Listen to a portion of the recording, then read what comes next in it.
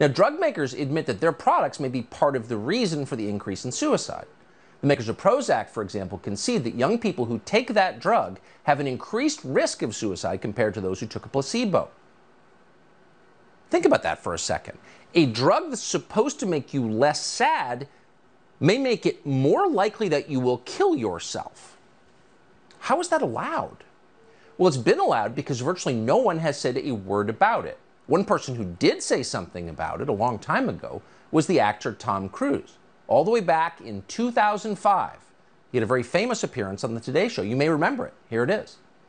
Here we are today, where I talk out against drugs and psychiatric abuses of electric shocking people, okay, against their will, of drugging children with them not knowing the effects of these drugs. Do you know what Adderall is? Do you know Ritalin? Do you know now that Ritalin is a street drug?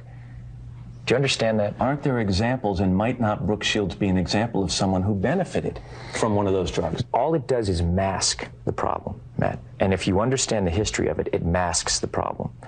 That's what it does. That's all it does. You're not getting to the reason why. There is no such thing as a chemical imbalance. Drugs aren't the answer.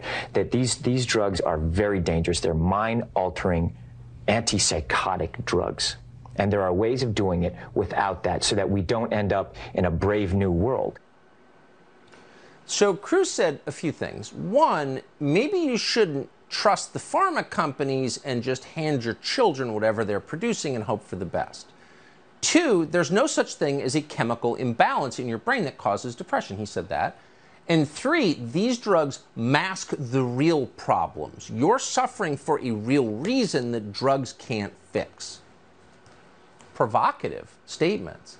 How did the country respond to this? Well, everyone in the media agreed. Tom Cruise is crazy. He's in a cult. Shut up! A lot of people thought that. We may even have thought that.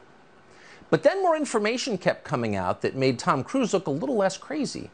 In 2015, researchers from the scientific journal BMJ found that, quote, some